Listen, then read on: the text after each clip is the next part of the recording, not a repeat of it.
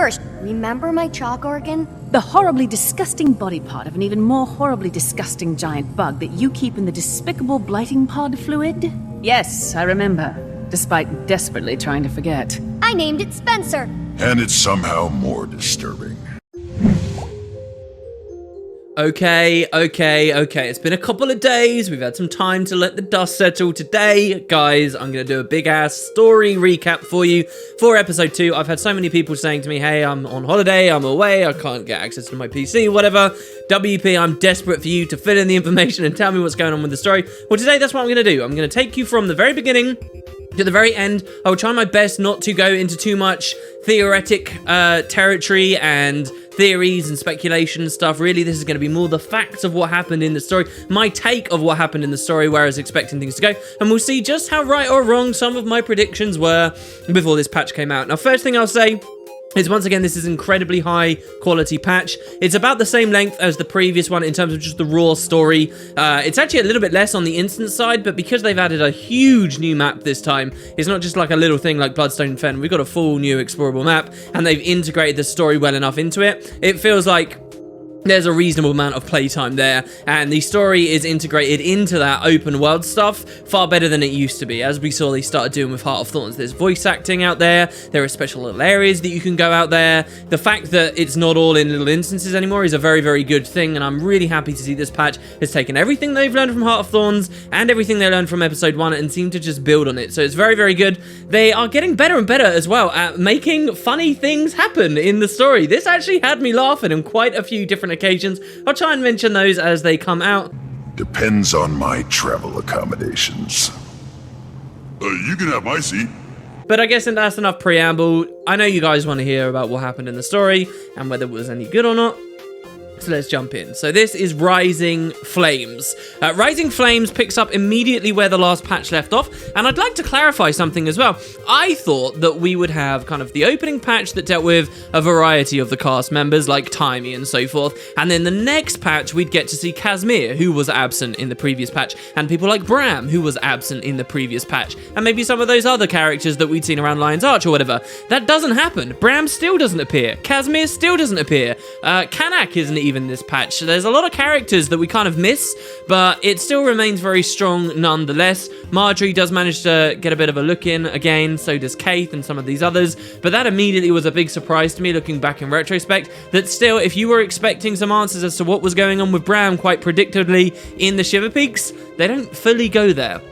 That they do a little bit. And really, there's a huge bomb at the start of this patch for lore that really does compete with the bomb we had at the end of the first episode, and they come out with it really, really quickly. So we start off returning to Rytlock. We return to Taimi, because as you remember, at the end of the last patch, she had just sent us a message saying, Prime Mortis is active. So try and think about this from the perspective of a player who has got all of Living World Season 3 unlocked. It is a couple of years in the future, and they're playing it all sequentially. Next. This is the next natural place to go, right? Taimi just told you an Elder Dragon's active. You're going to want to go and follow up on that lead. So this is where we begin.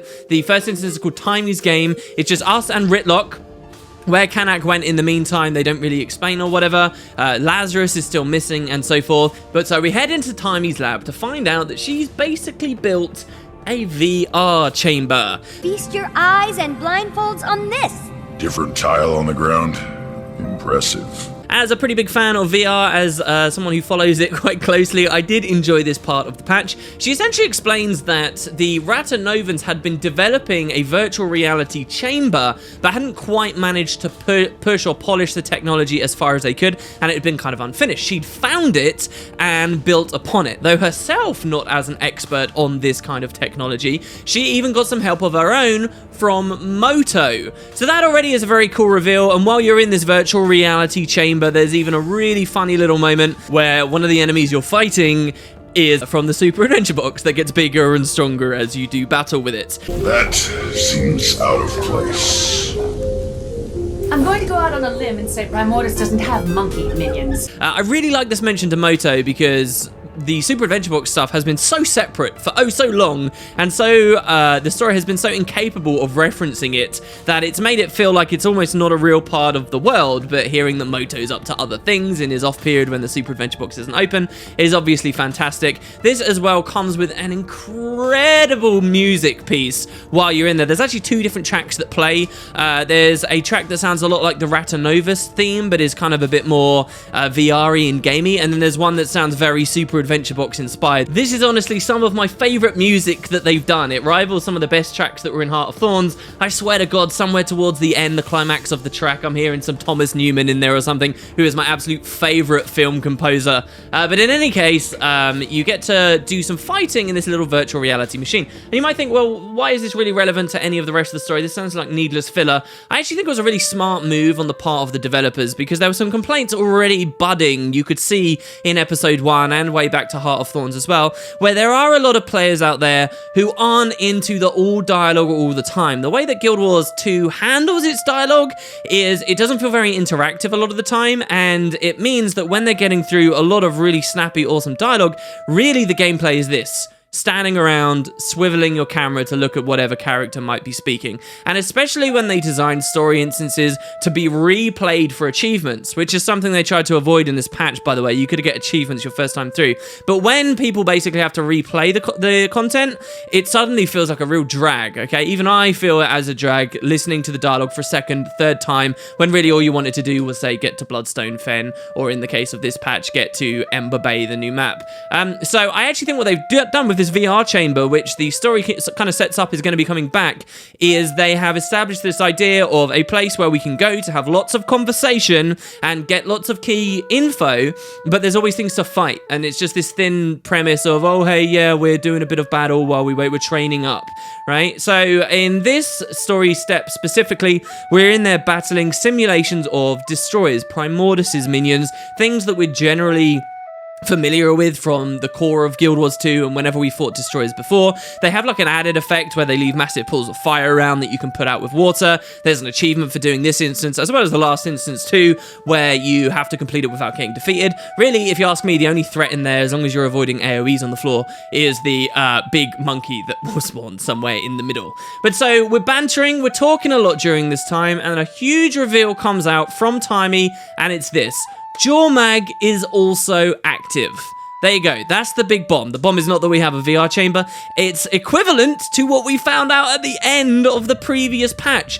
And this is fantastic news to me. I am incredibly happy that they've revealed Jormag is also active. Now, he has no other impact in this patch. The reason we know he's active is because supposedly Bram has recently sent Taimi a message which simply says, Jormag is active, Bram. Right, that's some of the jokes that they have in the patch. He's a man of or a Norn of very, very few words. Jormag is also active. What?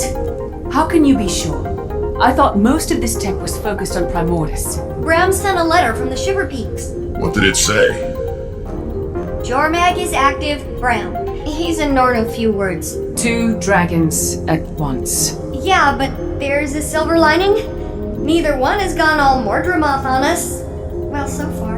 That's really all we get. We don't fight any Ice Brood or anything. We don't know the extent of the damage or what Jormag's doing in any way. But the fact that he is also active is very important, because it means some of these other epic ideas we've had, like the fact that Primordus should, by rights, hopefully be the last dragon we kill. Either him or Kralkatorrik. Come on, not the next dragon we kill. Like the fact we could have a fire versus ice theme going on, where these 2 dragons start vying for all this excess magic around, with even the Kralkatorrik interception and so forth. All those are possible. I speculated in the previous patch that what I hoped ArenaNet were doing was just going to make all the dragons quote-unquote active. They're all supposed to be awake. They're all supposed to be doing things anyway. This kind of cookie-cutter weird idea of just having them all in a long conga line as we cut one down, then the next gets up, then we cut him down, then the next gets up. Well, it's too formulaic and annoying. And they're finally addressing that. They're doing everything right here, and they are saying, I think, that just all the dragons are basically going to be active. Though, in this patch, they do explicitly say, is there any word of Kralkatorrik or the Deep Sea Dragon?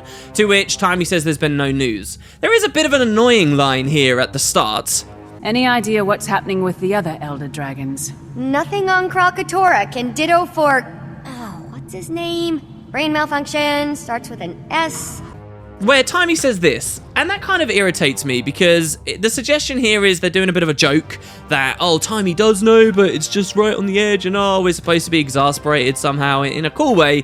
But the problem is, the reason we don't know the deep sea dragon's name outside of his first letter S isn't because accidentally and inconveniently we've never heard it from anyone. There's a very big lore reason we don't have the rest of that name. It's because the only place where we got the names of many of these dragons, the manuscript written by the true gods, the page that described this dragon was damaged, it was ripped, it was indecipherable, and we don't have that information. Nobody has that information. So for them to have Taimi here suggesting that she does actually know, but she only remembers the first S, is either to make her into way more of a genius than she deserves to be, and in a really flippant way, or to suggest she's somehow kind of being deceitful and trying to make herself look like a know-it-all, which I'm sure is not what the devs are trying to do. They want us to love this little kid, and she is very lovable in the recent patches, so this line was just a bit wonky. It reads to me as the writers didn't actually remember that we weren't supposed to know the full name outside of the first letter S, but hey, I suppose it's just a small part of the patch. The story does then further verify some other things, like the current events that have been going on between episode 1 and episode 2,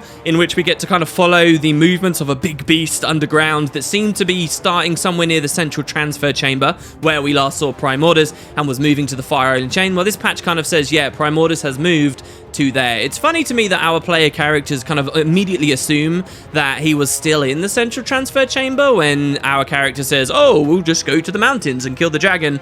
I had been assuming as a follower of this franchise for a long time that we really didn't know where Primordus was, but I guess in universe all the characters just thought he was at the same place, and that was kind of common knowledge, which is totally bizarre when you think about the fact that it's just below an area in Frostgorge Sound and nobody's doing a damn thing about it, or there's no references to it on the map, even though there were also packed bases there. But hey, again, maybe I'm nitpicking a little bit close. So really that's the start, the big reveal of Jormag, and then we actually get into some really detailed, awesome information. Rytlock doesn't like the idea of discussing minutia. As much as I love discussing minutia, how does this help us? But I certainly do. So Taimi has been using the organ, the Chuck organ in the Blighting fluid that so disgusts us all, to learn some things about magic. She makes a comparison here that I think is as close as we're ever going to get in Guild Wars about the way that magic is made up. They compare it to white light. You know how if you shine white light into a prism, it will split into a whole rainbow of colors of different varieties?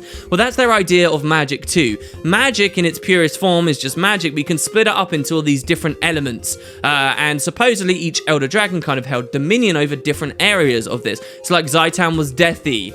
They described Morgemoth as planty. And so this is a big revelation to come from Taimi here.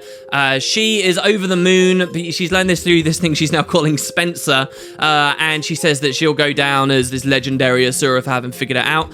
I would point out, and I would love if the story points this out at some point, that what Taimi's talking about isn't actually that new, that we've seen traces of this, and at least the idea that other Asura already had an understanding of this for a long time now. It's very easy to forget key characters in the personal story for reasons I won't go onto a massive tirade about here, but especially for Asura, many of you guys should remember Kudu, and definitely if you played through all of the dungeon storylines. It strikes me that Kudu had this figured out a long ass time ago, and that's the kind of research that he was doing at the Crucible of Eternity, and with the creation of Subject Alpha and the giant monster thing that we find at the end of story mode COE. This stuff seems to be common knowledge, at least to some Asura already, and Zoja specifically should be well aware of this given her old relationship with Kudu. So what I would like to see is if Zoja ever comes back into the story, have some kind of a back and forth with Taimi over this, because Taimi thinks she's made a great discovery, but actually I think this was quite an easy thing to speculate about for a long time. And the further developments on this story as well, also we've been speculating about for a long time, and I love that the developers have finally gone in and clarified it, made it real, and this is the idea that when an Elder Dragon dies, its magic, that domain of magic, like the deathy stuff from Zaitan, is getting absorbed by the other Elder Dragons who are now taking on those attributes. So their explanation here is this. Remember how Morgemoth was kind of all about plants and growing his minions like the Sylvari? But then when we fought him, he actually had like this other tool at his disposal. He was actually taking bodies and turning those into minions of himself, very similar to how Zaitan was through his blighting pods. Unfortunately, the Heart of Thorns story didn't really deal with the blighting pods in the best way, in my opinion, and especially for this reveal, I wish it had done better, but hey, we'll chalk that up to old scoping issues.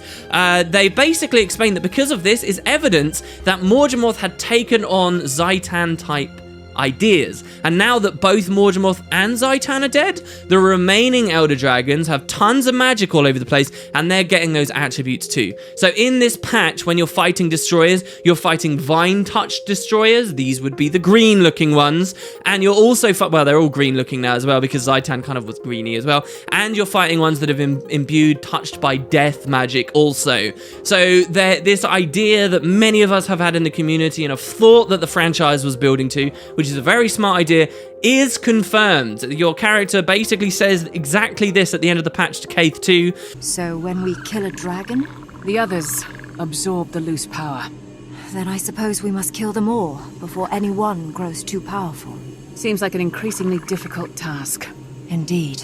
What's happening here is every time we kill an Elder Dragon, the magic is releasing, the other ones are getting stronger and getting a broader range of capabilities. It is going to get harder and harder and harder to kill Elder Dragons. It's right there on the table. This is no longer speculation. That's it. That's how it works. I mean, it's not huge for those of us that have been talking about it for a long time, but I actually think it is that now that the game's clarified it properly, that sets us up for some pretty exciting stuff, doesn't it? So another little thing happens right here at the start, and that's to do with Rytlock. His very convenient arena net. I see what you've done here. Rytlock has to kind of leave the party. Remember how last patch he was suggesting that the Black Citadel wanted him and he was shirking some responsibilities, but we didn't know what? Well, this patch reveals what those were to us. Essentially, the Black Citadel are just like us. They really want to know what happened to Rytlock in the Mists, and he's not saying anything even to them, even though he is a part of the chain of command and he does have superiors to listen to and he does have subordinates to tend to. You've ignored numerous requests from the Black Citadel to account for your time in the Mists and explain this new magic. He's just gone rogue and gone off and done his own thing. So the Char have tracked him down in Ratanovus and they say, look, you've got to come back with us. They're prepared to do a fight over it, and there's a very cowardly, awesome male Char there who I very much enjoy. But Rytlock holds his hand up. He says, all right, fine, I will go back. I guess I underestimated the Citadel. So just as you're about to enter the Fire Island chain to get a sample from these new varieties of destroyers for Taimi to look at, guess what? Rytlock leaves. That means Rytlock is not there to discuss any ties he may have with that place, considering his sword Sahothin, and ArenaNet get to very slyly shove that under the rug for a bit longer. No answers about Sahothin in this update, guys, but it is only one map on the Fire Island chain. It's not even exactly where we last saw the sword, and there might be a little bit of a hint somewhere else, but that will have to be in a bit of a speculation video. So Rytlock leaves. That's for the patch. God knows what's happening now, but he did lose his rank as well. He's no longer Tribune Rytlock Brimstone. He's been demoted, unless maybe going back home without a fight curries him some favor, but who knows right now. We lastly learned that the Asura have already established themselves on the Fire Island chain, that there's already waypoints there, there's already an Asura gate that will take us there, it being the same gate we just went through, because hey, its configuration can be redirected now. So there is no like boat, there's no sailing over to this area, we just go via Asura gate. Kind of takes the magic of adventure away, I think, when they do stuff like this. The idea in an RPG of some magical new faraway land to explore, half of it is about the journey to get there, right? And now it feels like in Guild Wars, whenever they add a new map, it's just going to be, hey, a little Asura gate, especially considering the way that they're bundling new maps up and locking them off behind Living World packages. But in any case, we hear about Kami and we hear about some other Asura who have gone, they've set themselves up there, and just as all this happens, Wendell busts through the portal and says that he's been hurt by these new destroyers, so we desperately go through to try and help them out. That's kind of the start, and we find ourselves on Ember Bay. Welcome to the Fire Islands. Apt name for such a place.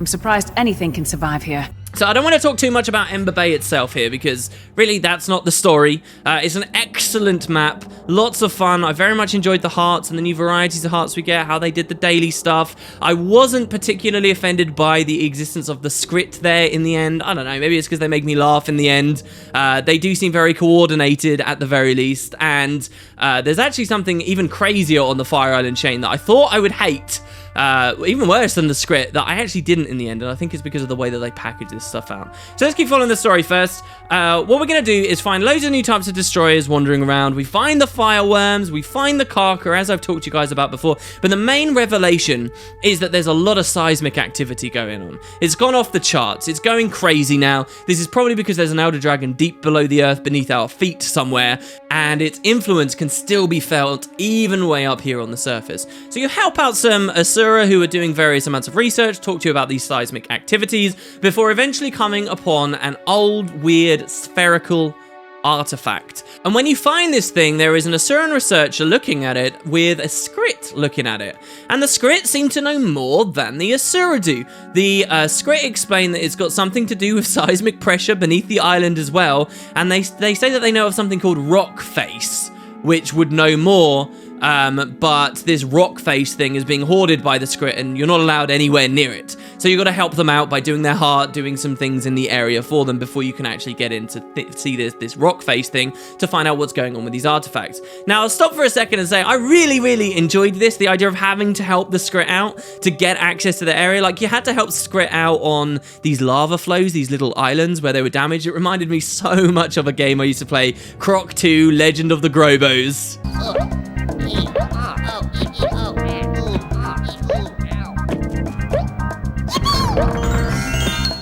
And those little moments where you got to save them there. But this idea, I think, that ArenaNet are using here could be awesome if we continue seeing lots of new maps come in Season 3. And that's the idea of barring players off of individual little areas in maps according to the story. So we obviously have the idea of you can't go to Ember Bay unless you're doing Season 2 of the Living World already. So everyone there already knows where the story is. But what they've got is a Skrit tent that no one can get into. And it's using the same kind of technology we found at the Crown Pavilion, for example, where there's that cordoned off area there. Or the airship in Gindaren Fields. If you manage to bug your way up onto it, it will just blink you out. And here you've got the Skrit as like guards saying, no, you've got to get it. You can't come in here until you finish these story steps. This could be huge. Imagine another huge map that they add to the game, guys. And like a third of it, you're not allowed access to until you've helped out a certain faction of people or done something to lower a force field or whatever. Until now, your account is actually able to have that access. I think that's excellent. But so inside the camp, you find this thing called Rock Face, and if the plot is losing you a little bit here, remember there's seismic activity, we found an artifact, and the artifact might be able to stop that seismic activity, but we don't know how to activate it without Rock Face. What is Rock Face? Well, it's a dwarf. I'm sorry, but you're a dwarf. Or what's left of one. And you've got eyes in your head. Bully for the both of us. So we actually meet another dwarf. For the first time for years and years and years since Eye of the North, we meet a new dwarf character. We have met Ogden, obviously, in Guild Wars 2, but he was an existing dwarf character. I don't think there was a single new dwarf in any content ever since Eye of the North came out. And so this guy's called Roban, and what's quite special about Roban is he has been exploded by some accident, some damage that has occurred in the Fire Island chain, and all that's left is his head, which the Skrit have lovingly put onto a little throne, and Roban has got all of these Skrit basically working for him, and he is able to communicate. I think this actually really highlights very well the state of living that the dwarves are in. You can't really say they're alive, all dead, really. They're like objects, I guess, now that are animated and doing stuff. It's like they're not really biological enough to be in a state of alive or dead anymore. But he's got his wits about him. He's actually really happy to talk to us because he himself seems pretty grumpy about the Skrit. He says, I wish I at least had Asura to talk to or something. And he's very open to conversation. There's an optional little dialogue tree with Roban here, which is fully voice acted as well, might I add, where he will talk a little bit about the history of his people. This is great. It's an excellent catch-up for people who didn't play Guild Wars 1 or don't remember that stuff from Guild Wars 1 about the moment when the dwarves became stone. And actually, I really enjoyed this because though in Guild Wars 1 we were there as the players at the moment that the dwarves became stone, we really didn't get that much of their perspective from it. So it was great to hear from him what his experience was of that moment where the dwarves changed forever. And he talks about the prophecy that was told in the Tome of the Rubicon. I actually think a lot of players will get to that point in the story and think the prophecy he's talking about is the Flameseeker prophecies, but it's not. It's the Tome of the Rubicon instead. But he basically just gives you a really good crash course on the dwarves, and even he mentions that the Skrit have said, oh, Ogden's back at the Dermot Priory, but he doesn't really believe it. It's of his opinion that he might be the last dwarf left alive. We know that he's not. We know that Ogden's around as well.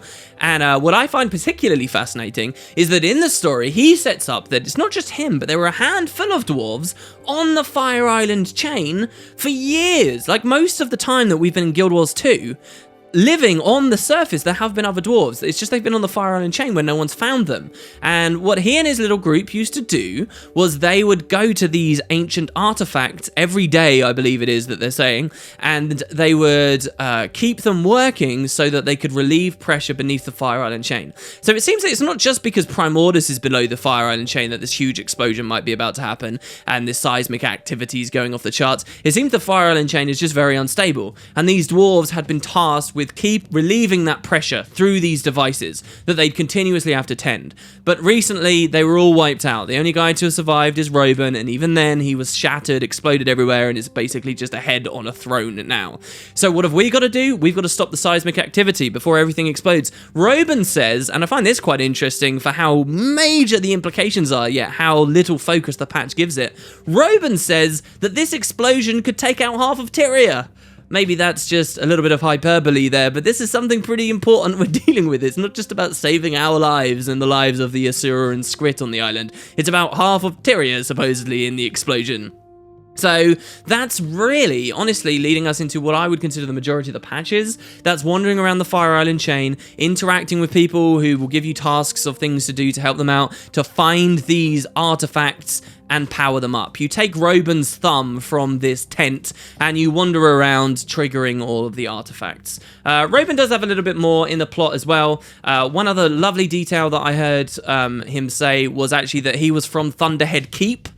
This is a great detail for two reasons. Number one, because I think your average Guild Wars player and person who's familiar with the lore, when they think of the dwarves of Deljamor, who Roban is, they think that the dwarves would probably be from Drokna's Forge, or some of these other more iconic areas of the dwarves. Most players don't actually realise that Thunderhead Keep and Thunderhead City, those were the capitals of Deljamor. They didn't really appear very much in Guild Wars 1, and the information for that wasn't too easy to access, but those are actually the capital. So odds are, if you meet a dwarf, he should be from Thunderhead City, or Thunderhead Keep generally, if that's where the highest population was. So I like that reason a lot already. The other reason I really like that he mentions he's from Thunderhead is because this seems to be another little hint, like all of the pictures and posters of the mountains in the raid story, that we could be going to Thunderhead in the Deljamor front very soon. I already talked to you guys about the fact that there was an old Mursaat portal connecting the Fire Island chain and the region of Thunderhead Keep together. I think that's a great little hint that maybe we will be heading there, maybe even directly because of Roban at some point.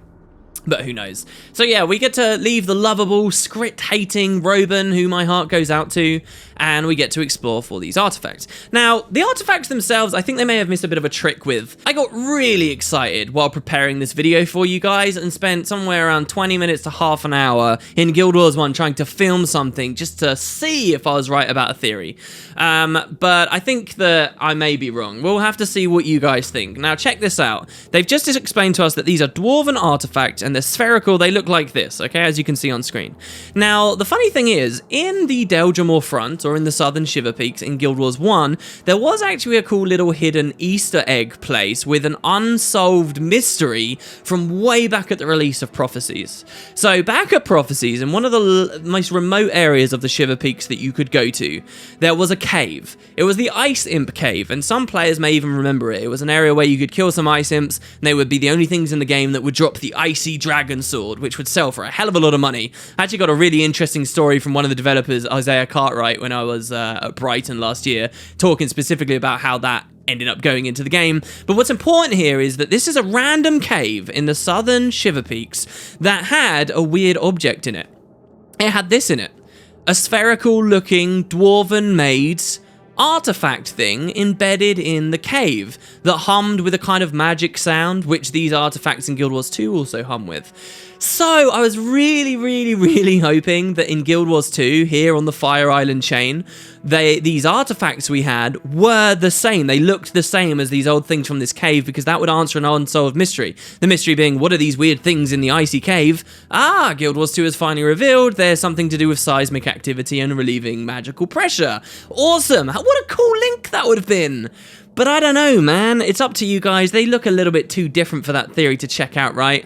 I think ArenaNet missed a trick. I think all they had to do was make these Guild Wars 2 versions of the artifacts look just like those old ones from the cave, and it would have been brilliant. That would have been a great mystery to answer. But I don't know. I guess they forget about the little things to do with their franchise over time. I wish that they looked exactly the same. I'll let you guys see what you think about that. So, we explore the Fire Island chain. We learn that one of the artifacts has been destroyed entirely, and we have to wander around finding the pieces to actually rebuild it and then power it on. One of them seems to be completely missing and we don't know about for a while, and another one, curiously enough, is actually in possession of some humans. Humans, you say? Yeah, it's not just Taimi's crew's Asura, or Flunt's crew of Asura, as they explain, and us on the Fire Island chain with a couple of Skrit. There are people living here. Is that a village? All the way out here? A circus on the Fire Islands. This definitely merits investigation.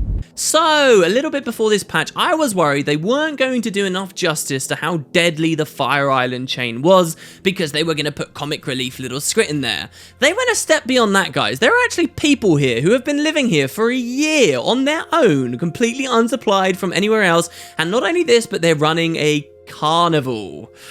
Oof, well, actually, I really liked this. See, the patch does do a good job of talking about the sulfur in the air and the ash, and people are coughing and everyone's grumpy. Nobody likes it there. And our character acts very incredulous about the existence of this carnival in the first place. It's kind of one of those weird high fantasy things that reminds me of my time playing old games like Might and Magic. There are people here running a carnival and they never get any customers, and they're suffering there, clearly. And it's so inexplicable. It's kind of stupid, but the game appreciates that. It holds a mirror to itself, and it allows us to laugh along with this crazy idea that there are people actually trying to run a carnival. And I've kind of come to terms with something else as well. The Guild Wars 1 maps could make it seem really barren and empty and deadly, because honestly the content density wasn't that great in Guild Wars 1. There wasn't much that they had to do to fill an explorable zone up with content. There wasn't much. Guild Wars 2, the players of Guild Wars 2 expect a much greater content density, and so the devs have to do weird and quirky fun things like this, like adding Skrit onto the islands, maybe to help them actually put a lot of varied and interesting content onto these maps. So it's okay. I kind of like the interactions you have with the character. They do another funny thing as well. Most of these machines, when you travel to them, someone says, oh hey, you got to help me out, you got to help the Skrit out before you can speak to Robin. You've got to help another Asura researcher out before you learn about the seismic activities. You've got to help another guy out to build one of the artifacts. And so when you come to this circus, the first thing the NPC basically says to you is, oh no, you can't have access to our tour of this beautiful artifact unless you're like a paying patron and you do all this stuff, you help us out. And it's great because they subvert your expectations in the most wonderful of ways. You think you're going to go after do the stupid fetch quest filler stuff. All the players are holding their breath waiting for it, and your player character just turns around and says, here's my ticket to your attraction. This entire place is about to explode. Let me in. And then the person says, oh, okay, fine. And they let you in. Ticket holders only. Here's my ticket. If you don't grant me access to that machine, the Fire Islands will erupt, taking your circus with it. Oh, I guess we can overlook protocol for today. I really like little moments like that. I think it would be a crime if they go unappreciated, so I wanted to talk about it. You go in, you head up the portal, you find the artifact. So that leaves just one more, and this is really where the lore starts kicking in, guys. Before we didn't know where it was, but where it is on a Mursaat stronghold fortress on the Fire Island chain. So I'm kind of mixed immediately on some things. So it's kind of explained by one of the NPCs that this fortress was supposedly the stronghold of the Mursaat. I don't like that comment straight away. It suggests that it's like their stronghold on all of Tyria and doesn't even hint or acknowledge the idea of Janthir, which I think is just a little bit silly. I'm not saying that they've got nowhere else just because of this dialogue. They obviously do. I just wish the devs hadn't so matter-of-factly had a character say that this was their stronghold. And even when you don't think about Janthir, where presumably their real stronghold of the Mursaat was, it kind of sucks to think that this was their stronghold even on the Fire Island chain. What, this random fortress that we never even got to see in Guild Wars 1? What about the Onyx Gate and all the badass fortifications that they had higher up towards the caldera of the volcano? None of that was their stronghold? And that kind of suggests to me that in future patches, we might not really see any great Mursaat fortifications up there either, or anything that rivals the one we've already found. And then beyond that as well, there's kind of the world map issue stuff. The idea is that there's been a lot of volcanic activity over the 250 years and the recent years that have totally shaped and warped and changed the size of these islands, which gives the devs a free pass on just inventing whatever kind of content they like. But the problem with that is, if you're going with that and suggesting this is an entirely new Fire Island chain area that's only recently been formed, why the hell would there be a giant Mursaat fortification on it? I mean, you can eventually justify it with enough mental backdoors and just pretending like, oh, this part is still existing while the other bits of the volcano aren't. I just think it was a little bit weird. But aside from that, the Mursaat Fortress is absolutely the feature point of this map. There is so much juicy, awesome lore here. I actually have to stop for a moment, and we're going to talk about that instead of the main storyline for a moment. So the area as well is called Caliph's Steps. Optimus Caliph, guys. Yeah, the random NPC, my favorite Mursaat in the game, actually gets a look in. Oh my god, yes, Caliph's Steps. I was so happy with that. But what you find around here, okay, are tablets, Mursaat tablets, remnants of the Mursaat's history that, bear in mind, was written by the Mursaat themselves. So these ancient races that used to deal with the Elder Dragons, we know so little about the old uprising. And when we hear about that uprising, it's always from the biased, jaded perspectives of the person telling the story. Like the Jotun, who is upset in Holbrook that his race has lost and fallen from grace, chooses to blame the humans on the loss of all of this magic. And he states that matter-of-factly, but can we take that as true? Well, maybe not, because he's an unreliable narrator. And here we get a lot of that from the Mursaat too. And what they have written about history flat out contradicts what we've heard elsewhere. So don't take what I'm about to say as the truth just because it's from the most recent patch. Take it as a potential truth, all right? And it's a pretty good one. So the main thing is this. We had always been under the understanding that when it came to fighting the old Elder Dragons, the Mursaat, all of them bound together in an alliance, but at the last moment, the Mursaat fled. They chose to preserve themselves, and they left everyone else to the dogs, and because the Mursaat did that, that crucial part of the plan was lost. Eventually, everybody fell to the Elder Dragons in something that's fairly analogous to what we saw happen with Destiny's Edge in their fight against Kralkatorrik in the novel, and just one part of the plan leaves, this being Logan on this occasion, and then everything else crumbles. That's what we'd already always heard. The Mursaat are saying the opposite, actually, almost the opposite. They're saying it was everyone else that ran. The Jotun didn't fight. The Seers were too busy trying to hide magic away in the Bloodstones. That the dwarves chose to conceal themselves away in their fortresses, and they left just the Mursaat and the Forgotten. That was it. And those were the guys that fought. Apparently there was a big fight against Zaitan, and the Mursaat and the Forgotten were defeated by him. That's something we've never heard of, like an explicit mention of a big confrontation between a dragon and some of these ancient races in such a way. Never heard of it, and supposedly they were defeated. This idea that they just hid from everything and ran away doesn't come up in these tablets at all, really. There's one reference to the fact that they can become invisible, don't get me wrong. They say that they found a way to hide in another avenue of perception or something along these lines, but they never elaborate on that. They never say why they really developed that. They never say whether that was a last resort after the bout was already lost, or whether it was at a time when they could have changed things, but they chose not to, and then this was the big betrayal. They do not set themselves up to be the bad guys in any capacity. I spoke of the Jotun and their fall earlier. Well, the Mursaat's perspective and memory of what happened on those days is that actually the Jotun saw how everyone was so reliant on magic, and the Elder Dragons feasted on it, and that consumed them and destroyed them, that the Jotun were so disgusted by this that they revoked magic themselves. That the Jotun said, no, we're not doing it anymore. We're not going to be about magic. And that's why they fell into a primitive culture, kind of on purpose. They talk as well about how after the Elder Dragons won, that everyone kind of felt primitive, but the Mursaat knew that they wanted the magic back. They knew that they wanted the power, that they wanted to oversee the world because they managed to maintain their magic and their power. And there's also a tablet which talks about how the Mursaat and the Forgotten had collaborated in making constructs for themselves, and this is even more explicit talking about why we saw in Guild Wars 1 Forgotten had like armors and enchanted armors and things, and the Mursaat had enchanted things, because that was a deliberate collaboration between the two, something that was actually referenced a little bit in the previous patch as well. So that's what they kind of explained. They do not talk about how the Mursaat can become invisible or hide in the mists, simply that they just hid in another layer of awareness, and maybe the lack of that information is casting something kind of suspicious over them. I don't know. They also, by the way, don't ever really talk much about the Seers. That's really crazy to me, because if at the release of Guild Wars 2 you had asked me, you'd said, wooden potatoes, what is a defining thing about the Mursaat? I probably would have said to you very quickly, a defining thing about the Mursaat is that they went to war with the Seers, that they had this huge, epic, ancient, advanced civilization war with the Seers, and the Mursaat ended up winning, but the Seers had developed a lot of technology to counter what the Mursaat could do, right? That was one of the big things about the race. Not a single one of these tablets even mentions the Seers. Doesn't suggest that they have more ill will towards the Seers than the dwarves or anyone else.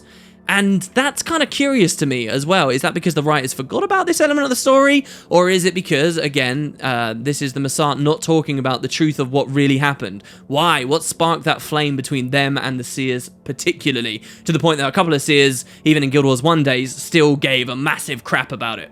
Another thing to note about the tablets is there's a bit of a lore issue. Again, I really feel like ArenaNet missed a trick here. We're dealing with a timescale here, guys, where the Crystal Desert was not a desert. It was the Crystal Sea, the Crystal Ocean, the Crystal whatever. It became a desert when Abaddon, the god of water, was cast down, and his Margonites, the people of that region of the world, all their ships have suddenly got caught up in the sands and so forth. There could be a little bit more to do with it, because obviously sand is just tiny little crystals, and we've got Krakatoric there and stuff, but nonetheless, okay, it was an ocean. It was a large body of water. And there's just a lore inaccuracy here. One of these Mursaat things talks about it being a desert during a period of time when it absolutely wouldn't be. I really hope that the devs patch that. Some people are doing, again, mental gymnastics and saying, oh, maybe it was a desert and then it was water and then it was a desert again. And that might be true, but I don't know, man. It just doesn't seem to work to me. This would have been an awesome moment to score more kudos with the audience, that they really know their own lore, that they remember things like this, and they would have scored a lot of points with me if they just said, hey, yeah, this was the Crystal Ocean at that time. You might think, oh, well, that's just a tiny little thing, WP, don't get hung up on it. It might be a small fact with our stories, but that's an epic fact as well. That's one of the cooler things about the world building in this franchise, that you have a sea turn into a desert at one point. That's a huge event. That's cool. And they just didn't even acknowledge it. Oh well. I also, by the way, last of all, with these things at the Stronghold, find the pairing of the Mursaat and the Forgotten together very interesting. This is probably my biggest takeaway from all of this. Why do I find that interesting? Well, because this is actually really new.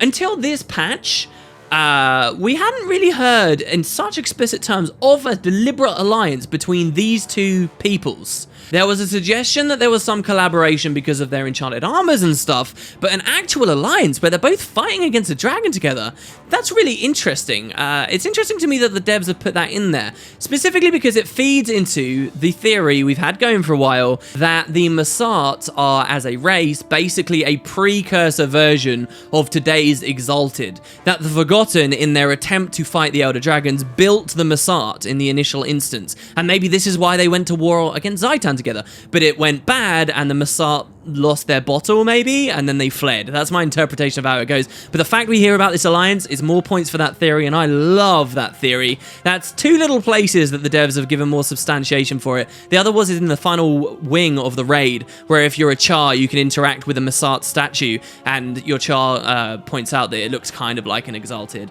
I'm really looking forward to see if that goes any further. Alright, so that's just wandering around. That's not really main story. Obviously, our goal at the Stronghold, if you're not a lore enthusiast, you probably will have gone to do this straight away, is to find this artifact. So the funny thing about this artifact, again, is this an inconsistency? I don't know. Is that it's actually inside the Mursaat stronghold that you can't really get into. Now, remember, the story set up that there are these dwarves that have been active on the Fire Island chain, tending to these all the time. And now one of them is inside a Mursaat fortification that no one can get into. How did that dwarf get in there until he got damaged or destroyed recently? They really don't explain that. Maybe it's not a big deal, though. But to find your way inside, you need to get some help from a local ghost. It is the ghost of Captain Grumby from Guild Wars 1. Those of you who watched my series where we played back through the original Fire Island chain, you'll know this guy. He was a guy that the White Mantle used to pay to ferry their stuff around. He got caught on the Fire Island chain around the final moments of Guild Wars 1, and he was destroyed there. His lost soul was spent an eternity there ever since. Well, not an eternity, 250 years. And now he's kind of just resigned to his fate. He actually kind of likes the idea of the volcanoes erupting and destroying everything, because at least it would take him away from this godforsaken place. But he does help you out, and he explains that maybe you can hide yourself as a Mursaat, and the defenses of the stronghold won't activate for you, and they'll let you inside. So you go around gathering pieces of the Mursaat, and the game does a very cool thing we've seen they've been doing in the raids a little bit recently. It actually allegiance swaps you. So once you finish this quest to look like a Mursaat, other players in the area will see you as an enemy, and all the Mursaat stuff in the area will see you as an ally. So they all go green now instead, and you can wander freely around, and you can even get inside the fortification. There's an absolutely awesome looking seal on the front door of this fortification, by the way. It's a Mursaat seal. It looks just like the Eye of Janthir. We've seen symbols like this many times. In Guild Wars 2, not so much. Really awesome to see some kind of a hint at the Eye of Janthir, which I'll have to talk about in another video. There's even some text, I think, on the front, which I haven't translated, which I'm really curious about.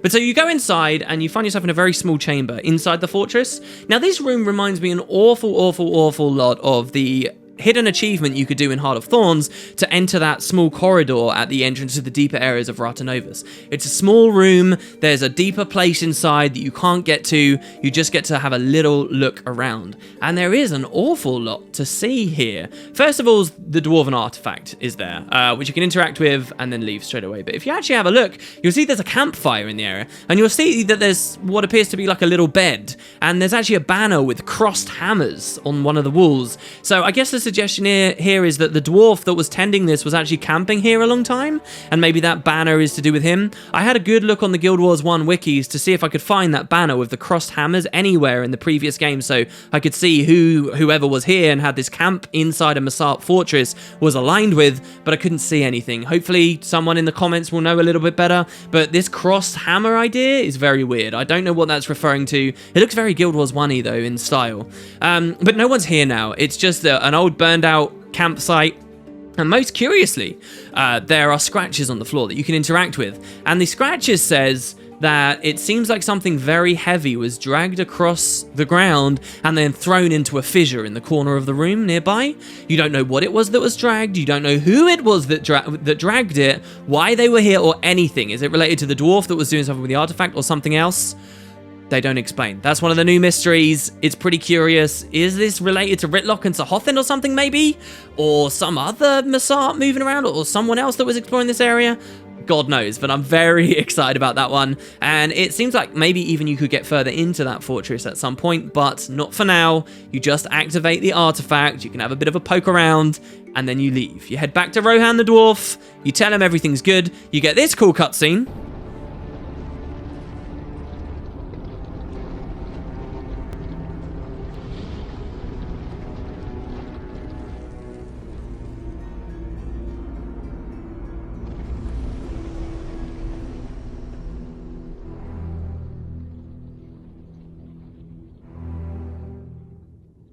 And your adventures on the Fire Island chain, unless you choose to go off and do all the other stuff, of which there's a ton, are pretty much concluded for the story for now. So, in your final conversation with the dwarf, he's just in the middle of explaining how he could whip the script to get into order, and then they'll do these machines frequently so we don't have to anymore, when he says, hey, you look a little bit glazy-eyed, are you alright, you still with me? And you pass out, or you whatever, and have a vision. The vision is of this. You still with me, friend? You've got this faraway look in your eyes. We need to finish in time.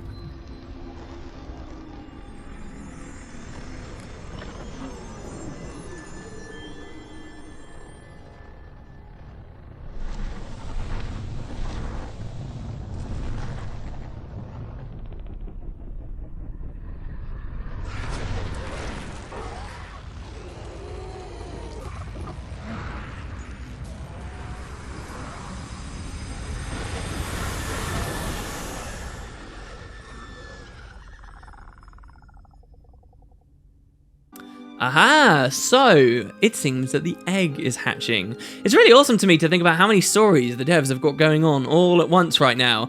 So we return to Tyr for the first time since the end of Heart of Thorns, because of course Tyr was not featured in episode 1.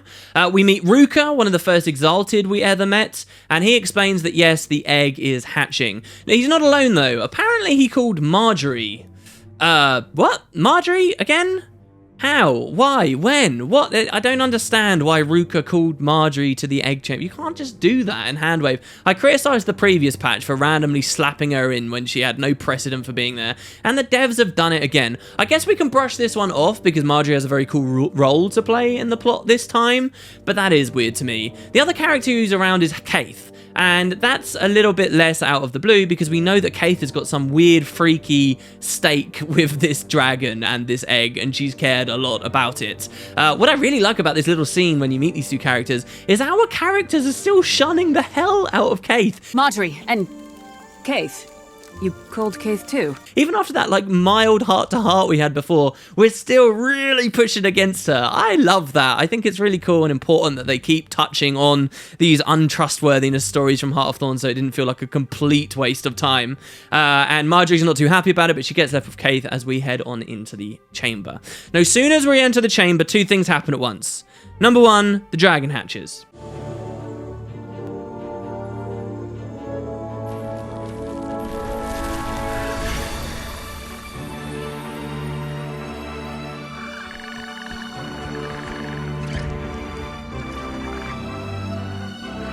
Well, okay, so this is the dragon. I have a lot to say about the dragon. First thing, it is super cute. It looks like Toothless from How to Train Your Dragon. Reminds me of when Heart of Thorns came out and we had all that Toothless stuff because of the Batwing shoulder piece. And notably on its design, you'll see it seems to have more influences on it than just Crystal from Glint.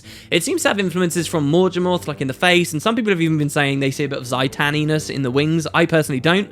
But these are cool ideas because obviously we've seen a lot of that mixed magic stuff go into this egg. And given everything else that the story's explained, how the existing Elder Dragons are taking on this power, actually that would kind of make sense that maybe she has a bit of an influence from both of those two dragons also. It's very cool that this dragon's cute. This thing's supposed to be badass and it's supposed to be, you know, what we're pinning a lot of our stakes on this franchise and this story on, right? We're hoping it will grow very quickly, Game of Thrones style, get to watch the dragon grow up nice and fast, but it's okay if they start off cute, okay? I don't actually mind that, and I know a lot of people really appreciate how cute it is. There's been lots of GIFs and things about it, so that's cool. All right, we meet the dragon. It doesn't talk or anything, even though we have this weird mind link where it keeps giving us visions, but it's kind of cute. Now, at the same moment, though, the protections that were defending the egg fail. The Luminate appears out of nowhere and helps you to destroy some destroyers which have, I guess, sensed that the egg has hatched and are trying to defeat it.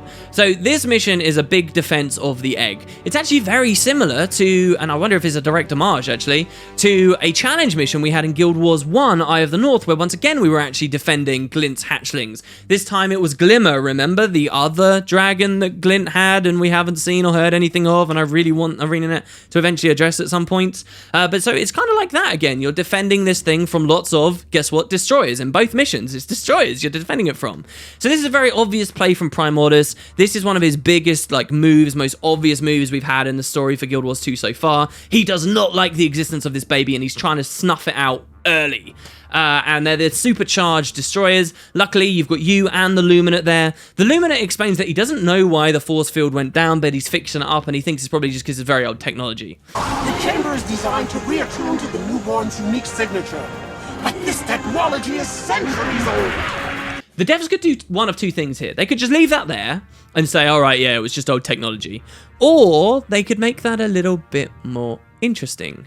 As this mission goes on, the destroyers swarm you and swarm you and swarm you and swarm you and swarm you until there are overwhelming numbers, and all of a sudden, Lazarus appears in a shock reveal, and he destroys, not the dragon, not us, he destroys all the destroyers, blows them all up, saves you, and then the story goes along. Now, I'll say for this moment specifically, I think AreneNet deserve massive, massive, massive recognition and credit for this. This was awesome the way that they handled this. This is kind of what I call in my own head cutscene bait. what you tend to find, and especially in Guild Wars as a franchise, unfortunately, is when epic moments happen in games, in certain stories, the devs are always so desperate for the player to see exactly what's happening, they'll throw it into a cutscene, right? You'll be there in the gameplay, and then they'll break the pacing of it, they'll cut to a black screen or a loading screen, God forbid, then a cutscene will play showing the epic moment, then you'll get dumped out of the cutscene and you'll be back into the content. I hate it when games do this. You always feel the best when it's right there in front of you and it's visible and you're actually scared. This was a marrying of the gameplay with the story here in a way that, say, the personal story was never capable of doing. You as the player are scared at this point that you're going to fail the mission. There's tons of destroyers everywhere. You're beginning to wonder how the hell you're going to do it. And without cutting to a cutscene, cheapening all of that, taking the mechanics away, right there live, Lazarus comes and he saves you. There's an adrenal component that you get to keep by doing this in the game. And ArenaNet weren't scared that you were going to miss the action and, you know, miss this epic moment. They kept you there in game. I think that they deserve huge kudos for that. That was a good move. I really want to see them do that more. No unnecessary cutscenes where they don't need to be. It's excellent. And so you really feel saved by Lazarus. But that's kind of weird, isn't it? You're saved by Lazarus. Do we trust Lazarus? What's Lazarus doing here? Our player character is incredibly threatened by him. Lazarus, leave immediately. Marjorie, Kate, then earn my goodwill. Don't let the destroyers up those stairs. And give the dragon a wide berth, Lazarus. Says you need to get away from the dragon, vows that he should keep his distance and so forth, is as threatening as we can possibly be. And you kind of have this tentative alliance where Lazarus helps you and the Luminates destroy all of the destroyers and protect this egg. And that's kind of, and you fight a big destroyer boss at the end. The destroyer boss having a name just like many of the old destroyers did in Guild Wars 1 as well, by the way, like the Destroyer of Hope, I think he's called, which was excellent. And finally, once the assault is over, you get to have a bit of a talk. So, obviously, we're not sure whether we can trust Lazarus, but what Lazarus says in this patch is like 100% goody two-shoes, I'm a nice guy, and he's very, very, very, very convincing, okay? Convincing to the point that I'm almost half convinced, or I would almost be convinced, that the devs are just doing a story here where now he's a good guy, and that's it. So he explains all kinds of stuff. He explains that he knows we killed 2 Elder Dragons, and he wants to help us kill another one. He says that he was reborn now, and because he's been reborn, he has a different perspective to anything that previous Mursaat or he used to be like. There are some interesting theories about that, by the way, about how he could be mixed with a human soul, this guy called Justicar Navid. We'll talk about that on another day. What's in an alliance for you?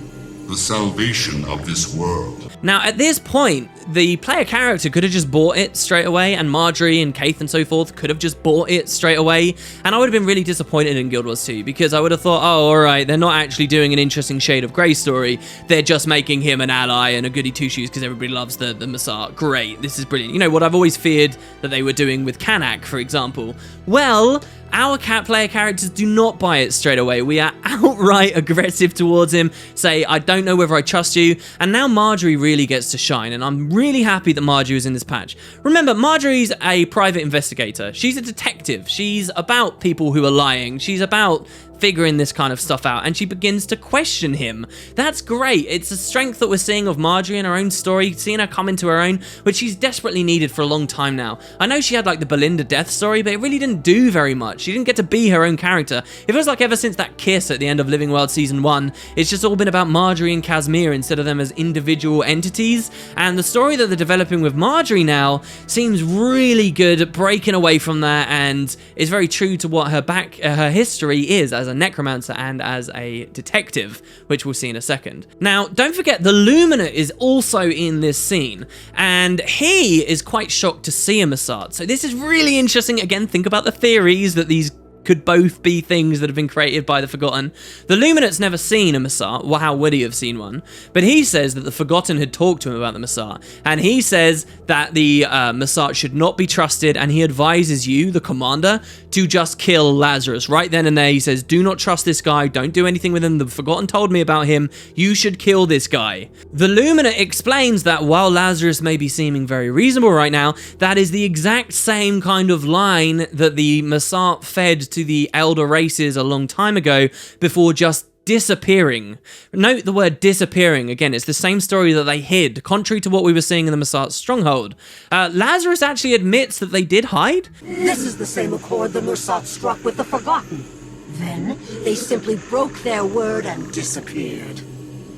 That was a cowardly act of self-preservation, and something I will not repeat. But the Luminate doesn't seem to be buying it, neither is the player character, but Marjorie actually agrees to collaborate a little with him. So Marjorie says, what's in it for you with an alliance? We say, we're not doing the alliance because I can't keep an eye on you. And Marjorie says, I'll keep an eye on him. To this, the player character really doesn't like the idea. You pull Marjorie to the side, you say, what the hell are you doing? Listen, he's almost godlike. If he is lying, you're going to be alone. You're not going to be able to do anything. He's going to kill you. What's in this for you? And Marjorie explains that she kind of wants to get to know Lazarus, not just because he's a Mursaat and because of Dragon's Watch and so forth, but she says that she's interested in him because he's touched death. The necromancer in me wants to find out more. And who knows? I love this story. Not just because she's a necromancer either, by the way, but also because of Belinda, remember? And I think it's no coincidence that at the end of this plot, we have to begrudgingly agree to Marjorie, who says she won't be told what to do. She walks off with Lazarus while slinging Belinda's greatsword over her shoulder, the soul of Belinda still visible in it as they walk away. And Lazarus has a great response to all of this. Lazarus, let's move out. We have a lot to talk about, my floaty new friend.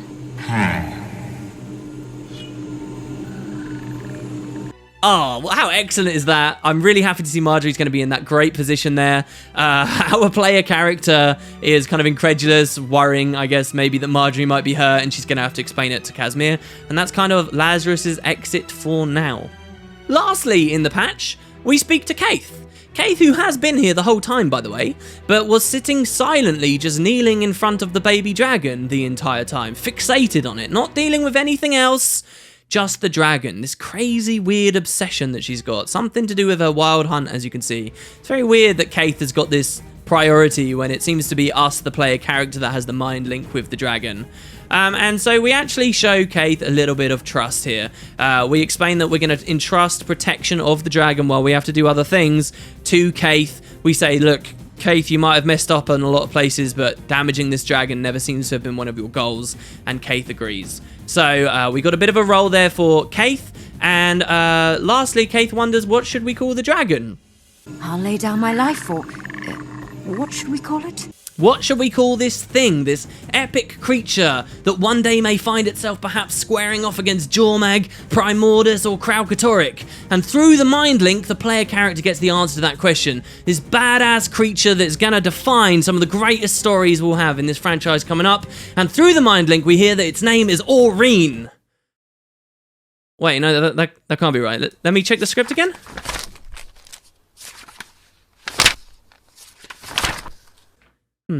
Aurene, really? Hey, Ryan department, did you really pick Aurene? Yeah, it's Aurene. You know, it's like glass. Similar to glint and gleam. It's cool, isn't it? Aurene? Really? Aurene. Guys, Aurene. Aurene. The patch was so good. At the last moment, they ruined it for me. I'm so sorry. Maybe I'm an old grumpy person, okay? I think I may seriously hate this character's name. So, this is who she is, the dragon that's gonna do all the fights. We'll pin the biggest pillars of contemporary lore on something that reminds me of my 87-year-old auntie. I guess. Fine. The Guild Wars 1 subreddit on this topic made me laugh, by the way. Someone said, here's what actually ended up with Glint, and people say with a picture of this cute little dragon called Aurene, and they pointed out, yeah, this basically encapsulates everything about the difference of the tone of this franchise, the first game to the second. I know a lot of you guys like Aurene. I guess it'll grow on me, but in all seriousness, I am glad that the dragon hatched. Now please just kill it off in a couple of patches so I don't have to say that word too many times. And that, guys, is the patch. Thanks very much for watching. I hope you enjoyed.